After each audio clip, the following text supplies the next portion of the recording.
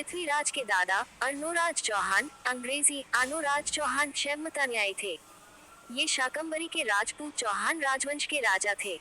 नल, आवेलदेव, अनाक इत्यादि नामांतरणों से भी प्रसिद्धि थी। अर्नोराज द्वारा पुष्कर का सुप्रसिद्ध वराह मंदिर निर्मित किया गया। 1137 में आनासागर झील का निर्माण करवाया।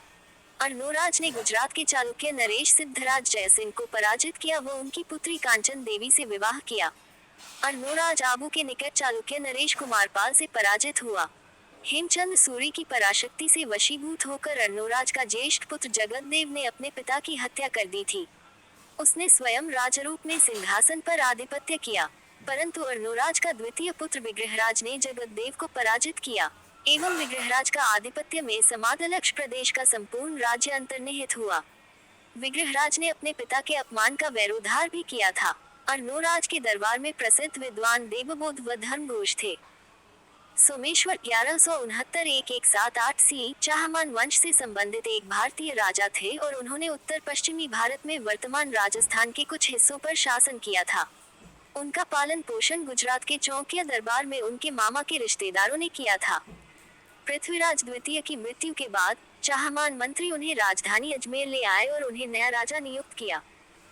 कहा जाता है कि उन्होंने अजमेर में कई शिव मंदिरों का निर्माण करवाया था और उन्हें पृथ्वीराज तृतीय पृथ्वीराज चौहान के पिता के रूप में जाना जाता है।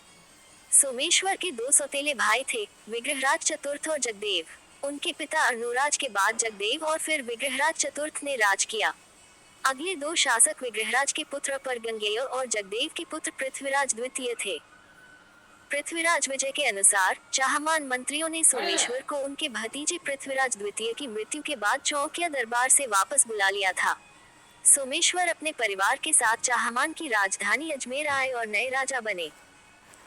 पृथ्वीराज द्वितीय की निसंतान मृत्यु होने पर उसका चाचा अर्नोराज का सबसे छोटा पुत्र, जो गुजरात की राजकुमारी कांचन देवी से पैदा हुआ था, सोमेश्वर ने अजमेर का सिंहासन प्राप्त किया।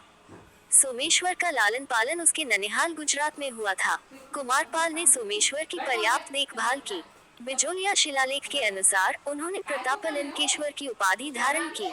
उनके दो मंत्री स्कंद और सोधा नामक पिता पुत्र की जोड़ी गुजराती नागर ब्राह्मण थे। संभवतः वे उनके राज्याभिषेक के समय गुजरात से अजमेर तक उनके साथ थे। उधर अजमेर में एक के बाद दूसरे राजा की मृत्यु हुई। अपने पिता अर्नोराज की हत्या करने वाले जगतदेव को बीसलदेव ने हराया।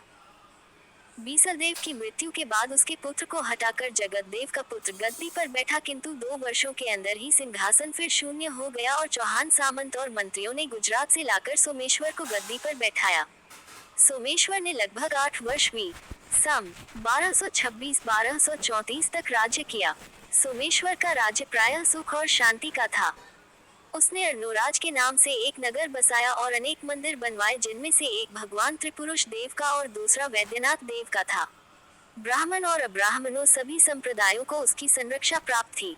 सोमेश्वरीय द्रव्यों का प्रचलन भी इसके राज्य के ऐश्वर्य को द्योतित करता है। सोमेश्वर ने प्रतापलंकेश्वर की पदवी धारण की। उसकी मृत्यु के समय पृथ्वीराज चौहान केवल 10 साल के थे।